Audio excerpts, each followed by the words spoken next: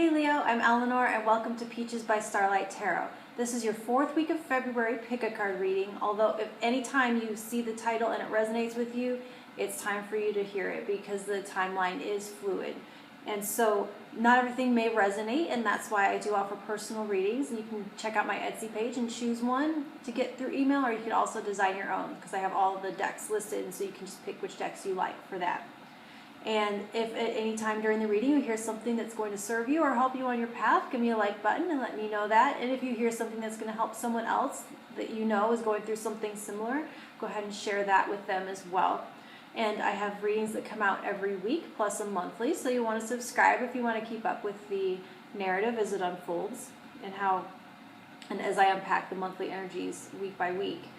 And then also I wanted to mention this month your overall energy was 6 of Cups, and Cancer and Scorpio got the same one. So you might want to check in with your Cancer and Scorpio friends and see if they're connecting with you on some level, and comment below and let me know if that's true and if that's happening. And then this week is Shadow Self, so this is all about your shadow work this week. And if you want to see where I shuffled on camera and pulled these cards, your annual and your monthly are linked below, so you can watch those videos and hear where I talk a little bit more about these. This week for this, I'm using Divine Doors and Raven's Prophecy Tarot. Stack 1, Stack 2, Stack 3. They're timestamped below, so you can skip right to your messages. Leo, which I sure hope I said, hey Leo, at the beginning. Stack 1, you have Ace of Coins, the Tower. This is your door, and it says, change beckons, the path is shifting, the road leads a new way, do not be alarmed as change beckons today. So the Ace of Coins is an opportunity. It isn't a promise of anything, but it is a seedling. So it's like you're holding this little seedling, and the shadow work feels like it is this tower and this change. The tower does represent an upheaval and a change and the shaking of things up. So there's like a sense to where the shaking up of the situation, the crumbling of this tower does create like a tilling of the soil, like an aeration, and like what remains of the tower is like the fertilizer for the field that you're going to plant this new seed in. And so what this upheaval and this change is all about is going to be the type of things you'll learn, the revelations, the way that bringing these things from the shadows into the forefront and healing these things and no longer banishing those parts of yourself and becoming whole in this way is going to change you. It is going to tear down the structures that you have that protect the shadow work, being an integration of the banished parts of yourself with the accepted parts of yourself, your curated self-concept. So the tower is something that you build around that curated self-concept that keeps it safe. And so when you do shadow work, you do have to tear that tower down to let the shadow aspects become one with the whole. And so that is the change and the shakeup that's happening here. And when you do that, you have a place, a fertile ground to plant this new seed of a brand new beginning of something you want to grow. And when it's in the coin suit, it is talking about something physical and something actually very real for you to grow with. Excuse me. But it is saying that for this to be successful, for it to reach the potential that is stored in the seed, you are going to have to be willing to get your hands dirty, is what I'm getting with that. Like a gardener. All right, stack 2, the Hangman, Page of Cups. This is your door, and it says, patience. Everything soon will come to light, and then you will see things will be all right. Well, ain't that cute little rhyme? Okay. I'm hearing, sit down, son. This Page of Cups is talking about needing to go back to a child's perspective on time and wonder, and you're going to have to, in order to do this shadow work, surrender your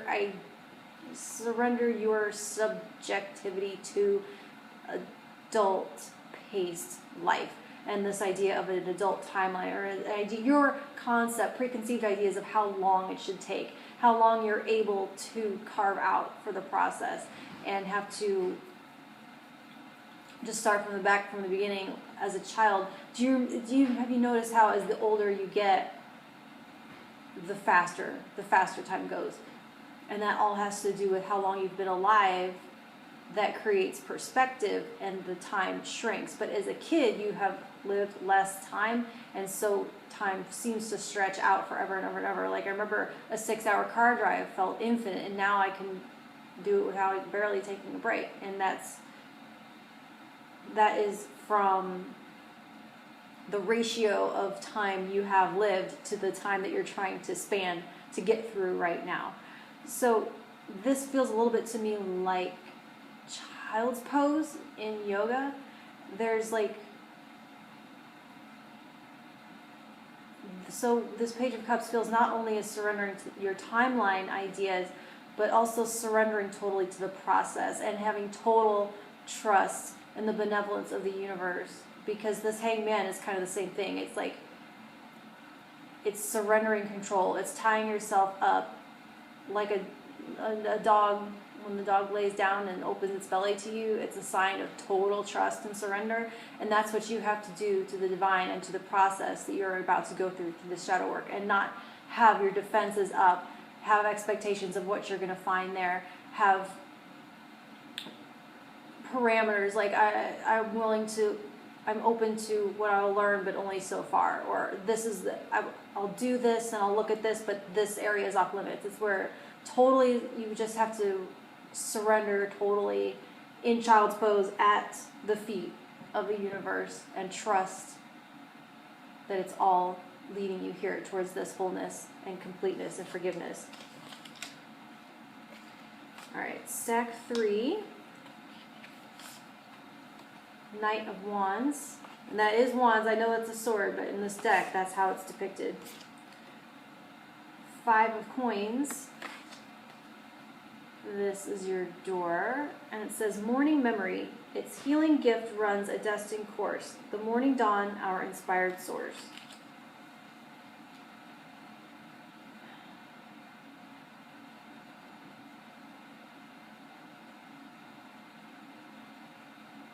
This feels so much like a dream I had once, which I don't want to go into detail and describe here. It was more of a vision than a dream.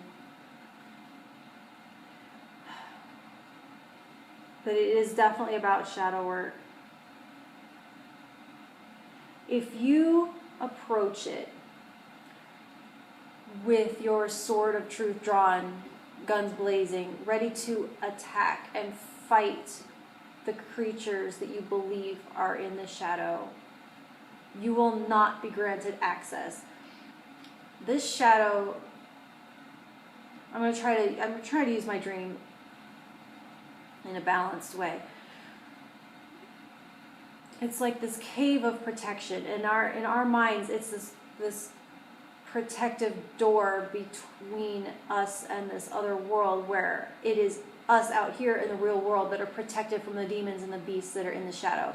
When what I found out was that it was a door that protected what was in the shadow. It was children, it was orphans, it was the lost parts of ourselves, the parts of ourselves that stopped growing when their needs weren't being met.